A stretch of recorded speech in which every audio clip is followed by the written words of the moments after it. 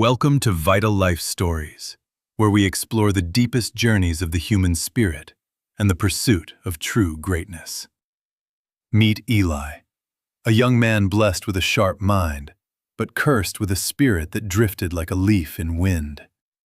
He tried his hand at baking, mixing flour and water, but the heat of the ovens quickly drained his weak resolve. He believed the work was too menial for his intellect, convincing himself that he was destined for something much easier than this. Next, he sought the path of a carpenter, hoping the scent of wood would inspire him, but patience was not there. A single splinter was enough to make him quit, as he could not tolerate even the smallest amount of physical discomfort. The village began to whisper, labeling him as the boy who starts everything but finishes nothing, a waste of good talent. He walked with his head down, feeling the weight of their judgment. Yet his pride refused to let him admit failure.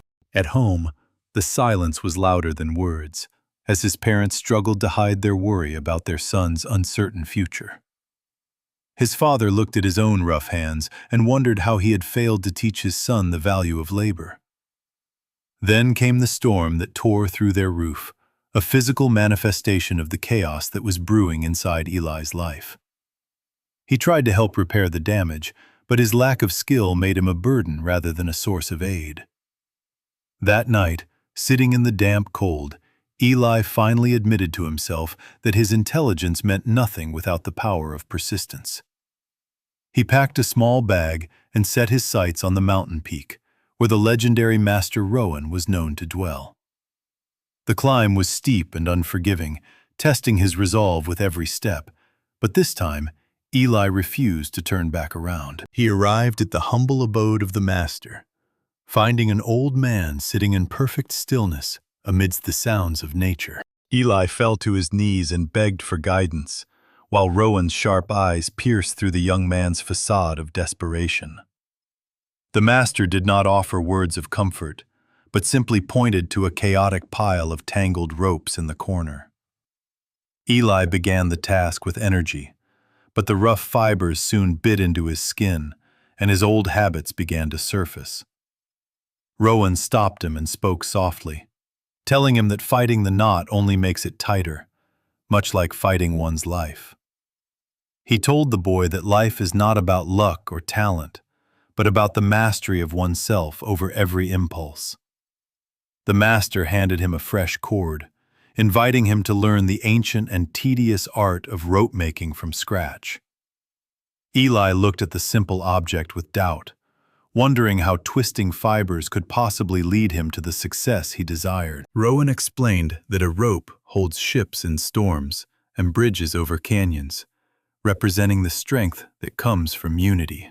Eli chose to stay and learn, waking up long before the sun, when the mountain air was cold and the fog thick.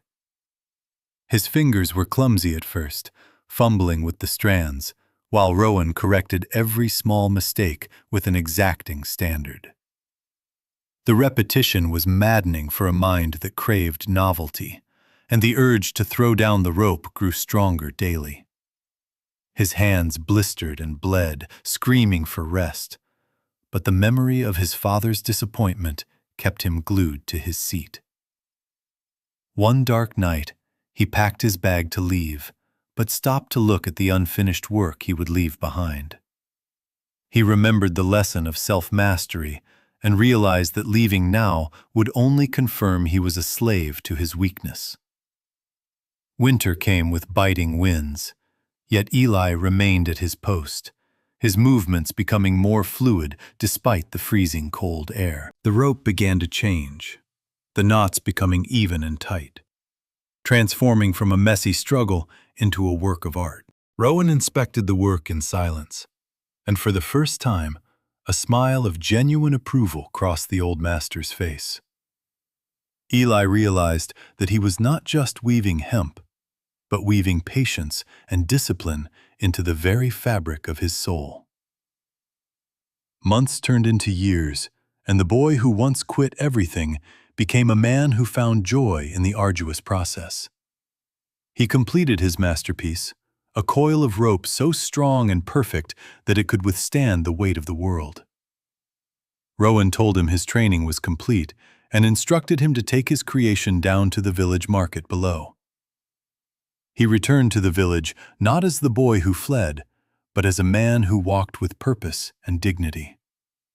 A wealthy merchant was in the square, searching desperately for a rope strong enough to anchor his massive trading vessel. El stepped forward and presented his work, and the merchant gasped at the quality and strength woven into every inch.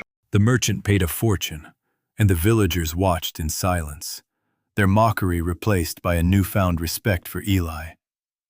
He brought the earnings home, and his parents wept, not for the gold, but for the return of their son.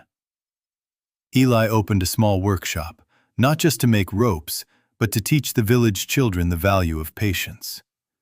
He saw himself in their frustration and guided them with the same gentle wisdom that Master Rowan had once shown him.